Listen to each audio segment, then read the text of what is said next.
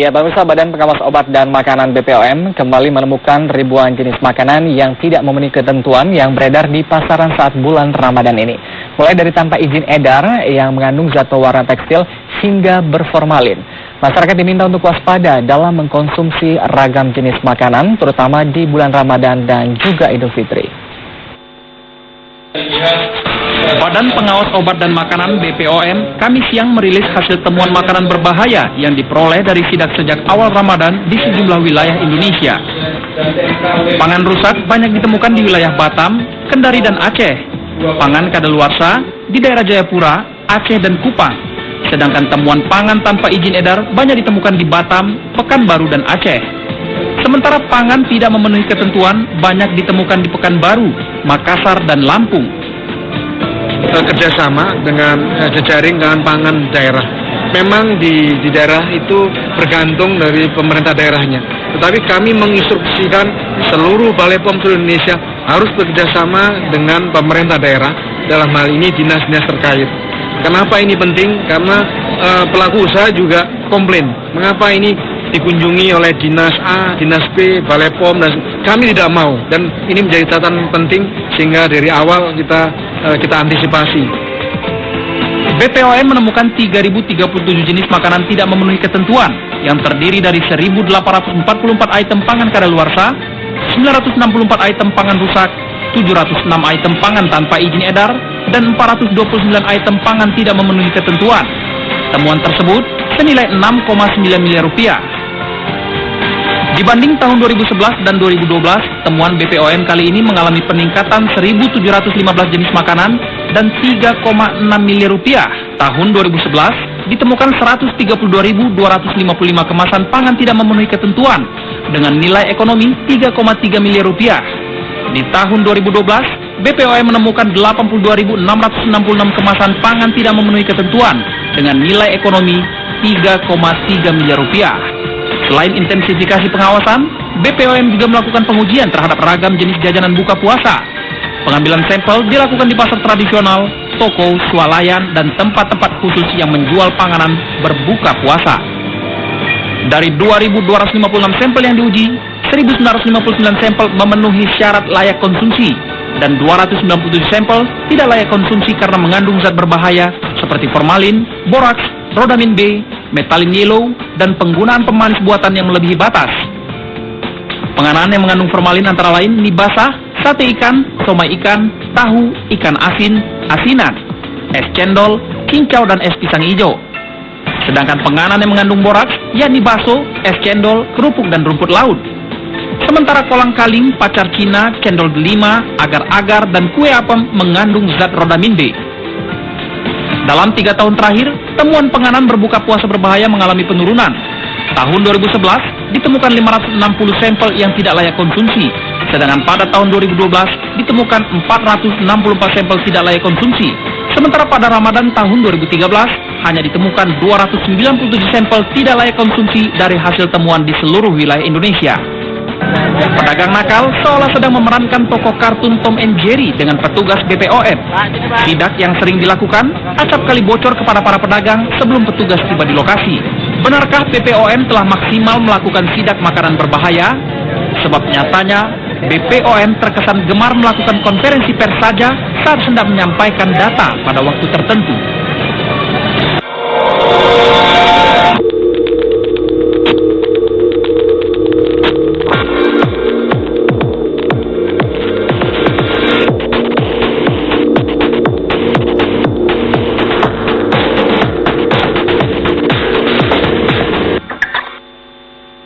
Ya, pemirsa, waspada makanan berbahaya di sekitar kita. Ini yang akan kami bahas dalam Ada Berita Petang kali ini bersama dengan narasumber. Sebelah kiri saya sudah hadir Ibu Ida dari staf ahli YLKI. Selamat malam, Ibu. Selamat malam, Pak. Iya. Kemudian juga di sini dari BPOM sudah hadir Deputi Bidang Pengawasan Keamanan Pangan BPOM, Pak Roy Sparingga. Selamat malam. Selamat malam, Pak. Ya.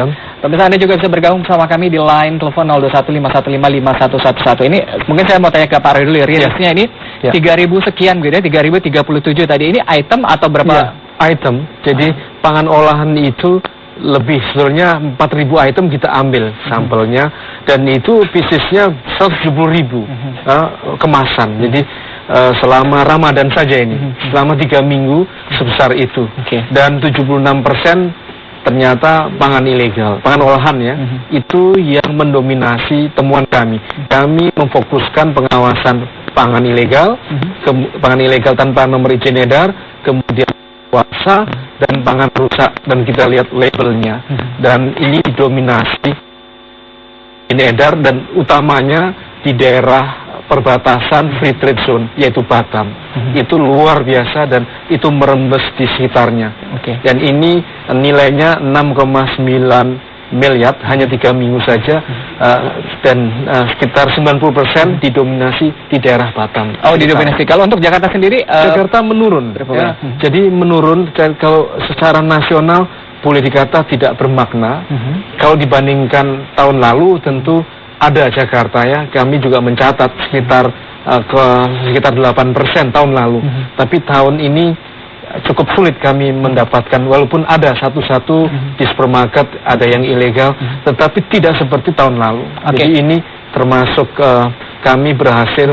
Kenapa kami lakukan di sarana importir, gudang-gudang itu kita lihat langsung. Jadi baik di entry point, kemudian juga di gudang-gudang importir, dan itu cukup efektif. Iya, Pak Roy, tadi kita sempat lihat sidak yang dilakukan oleh BPOM begitu ya. Ini ada ke beberapa pasar jajanan begitu ya, makanan olahan, tapi juga ada masuk ke supermarket.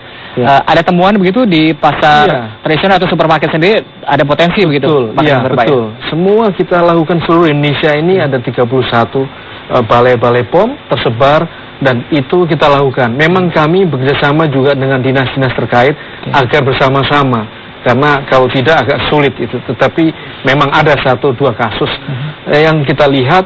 Kita juga pangan olahan, juga pangan siap saji menjelang buka puasa. Kita lihat di supermarket pun dia menjual, dan kita temukan juga di supermarket, tidak hanya di pinggir jalan mengandung bahan berbahaya itu. Oke, kalau zaman dulu kita lihat sampai sekarang ini tampaknya ada zat-zat yang masih cukup familiar dan populer begitu ya. Ada boraks di sini, ada formalin begitu, ada zat baru begitu yang ternyata masuk ke dalam makanan dan berbahaya. Memang kita fokuskan itu karena dari tahun ke tahun, karena ini usaha mikro ini marak sekali. Jadi ibu-ibu rumah tangga sulit pembinaan. Kita lakukan pembinaan dinas-dinas kesehatan, tetapi mereka sulit timbul tenggelam. Jadi ini yang tantangan ke depan. Kami di hulunya, peredaran bahan berbahaya ini yang harus kita lakukan pengawasan. Iya, Pak Roy, kalau begitu apa follow up yang dilakukan oleh BPOM setelah merilis ribuan makanan berbahaya ini? Ya, dalam waktu dekat kita punya SKB Menteri Dalam Negeri dan Kepala Badan POM. Ini cukup efektif.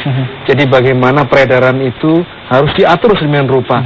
Juga di pasar tradisional kita kembangkan pantauan pasar aman dari bahan berbahaya.